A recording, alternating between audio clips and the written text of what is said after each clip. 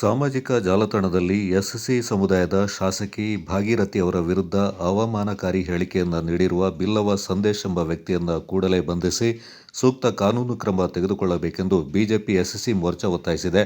ಸೋಮವಾರ ಸುದ್ದಿಗೋಷ್ಠಿಯಲ್ಲಿ ತಾಲೂಕು ಎಸ್‌ಸಿ ಮೋರ್ಚಾ ಅಧ್ಯಕ್ಷ ಎಚ್‌ಸಿ ರಾಮಕೃಷ್ಣ ಮಾತನಾಡಿ, ಸಾಕಷ್ಟು ಕೆಲಸವನ್ನು ಮಾಡ್ತಾ ಇರುವ ಶಾಸಕಿಯ ವಿರುದ್ಧ ಮಹಿಳೆ ಎಂದು ನೋಡದೆ ಅವರನ್ನು ನಿಂದಿಸಿ ಭಾವಪೂರ್ಣ ಶ್ರದ್ಧಾಂಜಲಿ ಅಂತ ಪೋಸ್ಟ್ ಮಾಡಿದ್ದಾರೆ ಎಂದು ದೂರಿದ್ದು, ಕೀಳುಮಟ್ಟದ ರಾಜಕೀಯ ಉದ್ದೇಶಿತ ಕೃತ್ಯವನ್ನು ಖಂಡಿಸಿ ಸೂಕ್ತ ಕಾನೂನು ಕ್ರಮ ತೆಗೆದುಕೊಳ್ಳಬೇಕೆಂದು ಒತ್ತಾಯಿಸಿದರು. ಎಸ್ಸಿ ಸಮುದಾಯದ ಮಹಿಳಾ ಶಾಸಕಿ ಶ್ರೀಮತಿ ಭಾಗೀರಥಿ ಮುರುಳಿ ಅವರ ವಿರುದ್ಧ ಸಾಮಾಜಿಕ ಜಾಲತಾಣಗಳಲ್ಲಿ ಕಟುವಾಗಿ ಹಾಗೂ ಕೆಟ್ಟದಾಗಿ ಹೇಳಿರ್ತಾರೆ, ಪದಗಳನ್ನು ಬಳಸಿರ್ತಾರೆ, ವಿಧಿಸಿರ್ತಾರೆ. ಹಾಗೂ ಭಾವಪೂರ್ಣ ಶ್ರದ್ಧಾಂಜಲಿ ಎಂಬ ಪೋಸ್ಟ್ ಹಾಕಿಸಿ ಬಿಲ್ಲವ ಸಂದೇಶ ಎಂಬ ವ್ಯಕ್ತಿಯನ್ನು ತಕ್ಷಣ ಬಂಧಿಸಿ ಕಾನೂನುಬದ್ಧವಾಗಿ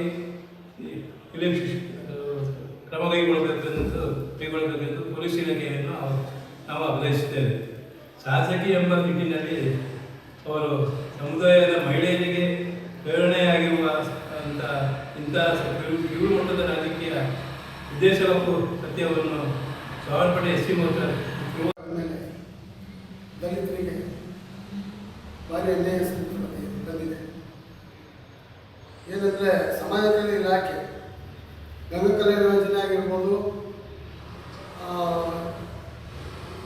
ಐರಾವತ ವಾಹನ ಯೋಜನೆ ಆಗಿರ್ಬೋದು, ಭೂಸ್ವಾಧೀನ ಯೋಜನೆ ಆಗಿರ್ಬೋದು, ವಿದ್ಯಾರ್ಥಿಗಳಿಗೆ ವಿದ್ಯಾರ್ಥಿ ವೇತನ ಆಗಿರ್ಬೋದು, ವಿದೇಶದಲ್ಲಿ ವ್ಯಾಸಂಗ ಮಾಡ್ತಿರುವ ವಿದ್ಯಾರ್ಥಿಗಳಿಗೆ ಪ್ರೋತ್ಸಾಹಧನ ನೀಡುವಂಥ ಒಂದು ಯೋಜನೆ ಆಗಿರ್ಬೋದು, ಹಾಗೆ ಮೈಕ್ರೋ ಫೈನಾನ್ಸ್ ಸ್ವಯಂ ನೀಡುತ್ತಿದ್ದ ಸಾಲ, ಆರ್ಥಿಕ ಮತ್ತು ನೆರವು ಪ್ರೇರಣೆ ಕೈಗೊಂಡಿರುವುದು ದಲಿತರ ಮಾಡಿದ ಮೋಸ ಆಗಿದೆ.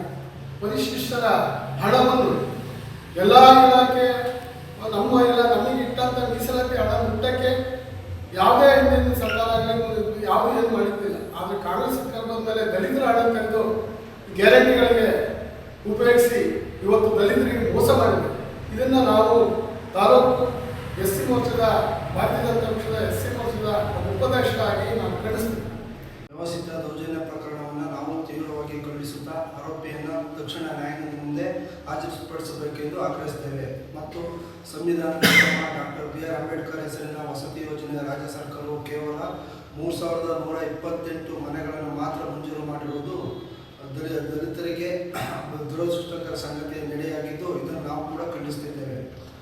ಇದಲ್ಲದೆ ದಲಿತರಿಗೆ ಮೀಸಲಾದ ಎಸ್ಸಿಪಿ, ಟಿಎಸ್ಪಿ ಅನುದಾನದ ಇತರೆ ಗ್ಯಾರಂಟಿಗಳ ಯೋಜನೆಗಳಿಗೆ ಬಳಸುತ್ತಿದ್ದ ಸಂವಿಧಾನ ವಿರೋಧಿ ಕ್ರಮವಾಗಿದ್ದು, ಇದನ್ನು ಕೂಡ ದಲಿತರಿಗೆ ಮಾಡಿದ ಅನ್ಯಾಯ ಆಗಿದೆ.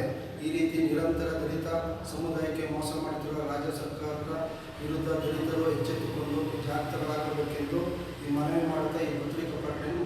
ಗೋಷ್ಠಿಯಲ್ಲಿ ಘಟಕದ ಉಪಾಧ್ಯಕ್ಷ ಕೆಂಚೇಶ್ವರ್, ಪ್ರಧಾನ ಕಾರ್ಯದರ್ಶಿ ಕೆಎನ್ ಹೂವಯ್ಯ, ಕಚೇರಿ ಕಾರ್ಯದರ್ಶಿ ಬಿಎ ಕಿಟ್ಟು ಪಾಲ್ಗೊಂಡಿದ್ದರು.